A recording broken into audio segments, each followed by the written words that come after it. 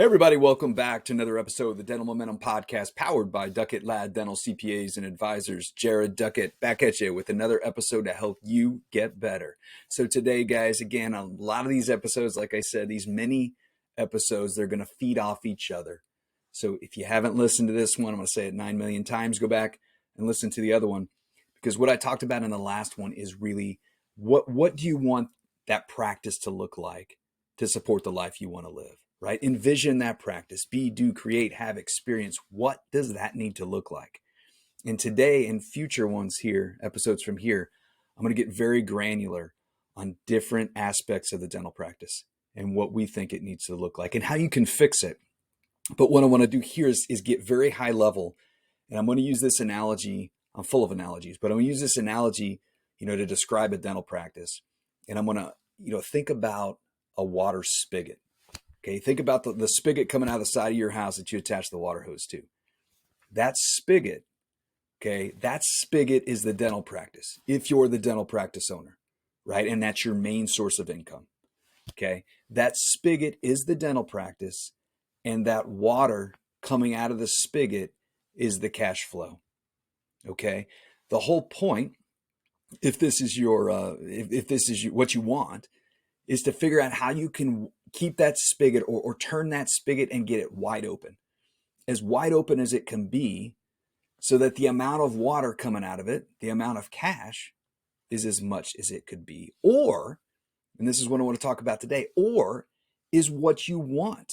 That's the amount of water you want to come out of that spigot. Maybe it doesn't have to be the maximum amount that spigot can shoot out, right? Maybe you need to know how much water you want to come out.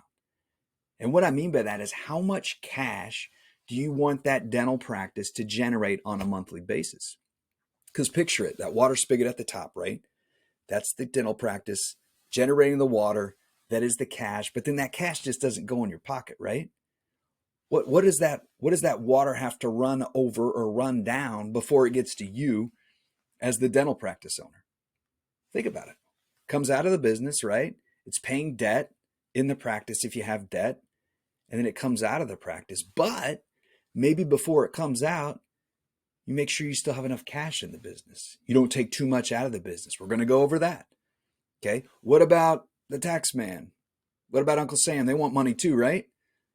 You got to pay them. So the water is going to run over cash reserves. The water is going to run over debt repayment. The water is going to run over the taxes that you need to be setting aside. The question I want you guys to think through: how much water needs to be at the bottom of this dental practice waterfall, right? How much water needs to be left after running through all that other stuff? And it's a number, I'm going to ask you to find that number on a monthly basis. We can annualize it and all that fun stuff, but monthly basis, how much do you want to be taking home out of that practice? How much water do you want to be taking home in your bucket after taxes, after everything, on a monthly basis? What is it? 15,000, 20,000, 30,000? What is that number? I want you to think about it. Come up with it. All right. What number does that need to be in order for you to sustain or live the lifestyle you want to live? And I would say start small. Okay. Start small. A lot of people don't know what that number is. They have no idea. That's what I want you guys to think through. That's what I want you to figure out. Figure out what that number is. Let's say it's 20K a month. Let's say you're like, Jared, if I had 20K a month, after paying my debt in my practice, after making sure I've got enough cash in my practice, after paying the tax man, after doing, I'm going to say retirement, or maybe setting aside money for passive investments, that sort of thing. After that, how much do I want? Come up with that amount.